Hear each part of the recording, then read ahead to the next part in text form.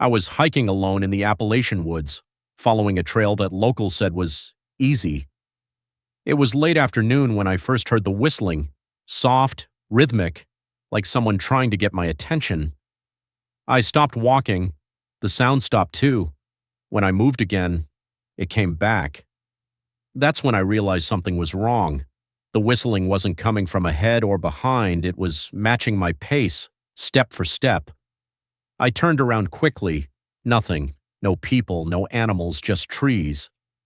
Then the whistle changed. It became closer, right next to my ear. I ran. I didn't stop until I reached my car. When I finally looked back toward the woods, the whistling started again, but this time, it came from inside my car. Me and my friend Jake were camping deep in a forest where no one else was around. At least, that's what we thought. Around 2 a.m., I woke up to the sound of someone walking outside the tent. Slow footsteps, circling us. Crunch, crunch, crunch. I whispered, "Jake, you hear that?" No response. I reached over. His sleeping bag was empty. The footsteps suddenly stopped. Then, I heard Jake's voice outside. "Don't open the tent." But it didn't sound like him. It sounded wrong, like something pretending. I stayed frozen all night. When morning came, I unzipped the tent. Jake was back inside, sleeping like he never left. I went into the woods to film a solo camping vlog. Everything was normal. I set up cameras around my campsite for night shots. Next morning, I reviewed the footage. At first, nothing unusual. Then at 3:17 a.m., one of the cameras caught movement, a tall figure standing just outside the trees, watching me sleep. It didn't move for hours, just stood there. Then slowly, it lifted its arm and pointed directly at the camera. I checked the other cameras. They showed nothing. Only that one camera captured it. I went back to the spot where it stood. There were no footprints, but the ground was pressed down, like something heavy had been there, something that shouldn't exist. I got lost in the woods during a solo trip. My phone had no signal and it was getting dark fast. That's when I heard it. A voice calling my name, soft, calm. "Hey, over here." Relief hit me instantly. Someone had to be nearby. I followed the voice deeper into the forest. Just a little further. But something felt off. The voice never got closer, no matter how far I walked. Then it changed. It started calling louder, more desperate. "Why aren't you coming?" I stopped. That's when I noticed. The forest had gone completely silent. No wind, no insects, nothing. Then the voice came again, right behind me, whispering directly into my ear. I was right here. I ran without looking back. I never found the trail again. But somehow, I made it out. I didn't drive home that night. I couldn't. Because the moment I sat in my car, that same whistling started again, low and steady, coming from the back seat. I turned slowly. Nothing was there. But the sound got louder, like someone leaning closer. Then my radio turned on by itself. Static at first. Then a faint whistle through the speakers. Same rhythm, same pattern. I stepped out of the car and slammed the door. The whistling instantly stopped. I left the car there and ran down the road for almost an hour until I found help. When I came back the next morning with a ranger, my car doors were wide open and muddy footprints covered the inside, barefoot. After that night, Jake started acting strange. He didn't remember anything about leaving the tent, but that wasn't the worst part. He started repeating things, small things at first. If I said, "Let's go," he'd whisper it again under his breath, perfectly timed, like an echo. Then one night I heard him talking alone. I walked into his room. He was sitting on his bed, facing the wall, whispering. I asked, "Who are you talking to?" He froze, then slowly turned his head toward me and smiled, but his lips didn't match his voice when he spoke. "He's still in the woods." I asked, "Who?"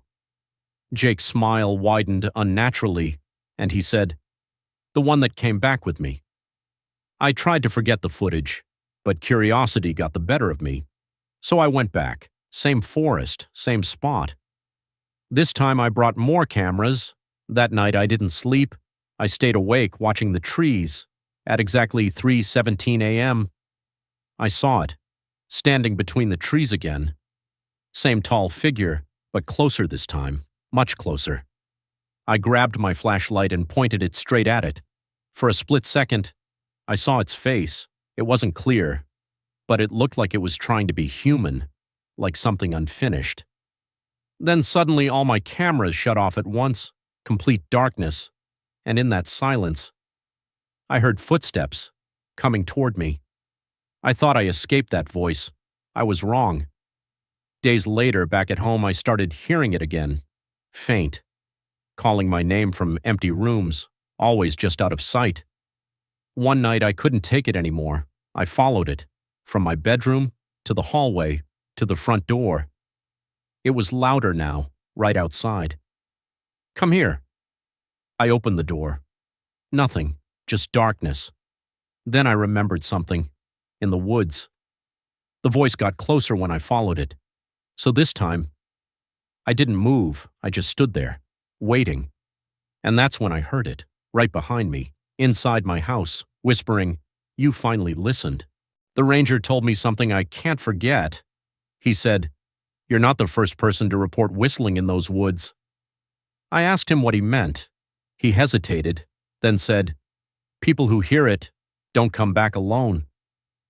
I laughed it off at the time, until I checked my car's dashcam footage from that night. At 2:43 a.m., the camera turned on by itself. The interior was dark, empty, then slowly, the back seat dipped, like someone invisible was sitting down. Seconds later, a faint outline appeared, not fully visible, just enough to know something was there, watching the front seat, waiting. Jake disappeared 3 days later. No calls, no messages, nothing. Then I got a voice note from him, sent at exactly 3:17 a.m. All it said was, "I remember now." My hands were shaking as I played the rest. We weren't alone in the tent that night. I just pretended to sleep. There was heavy breathing in the background. Then he whispered. It was standing right outside, but it wasn't trying to get in. A pause, like he was trying not to cry. "It was waiting for you." The audio glitched. Then his voice changed slightly. Calmer, almost relieved.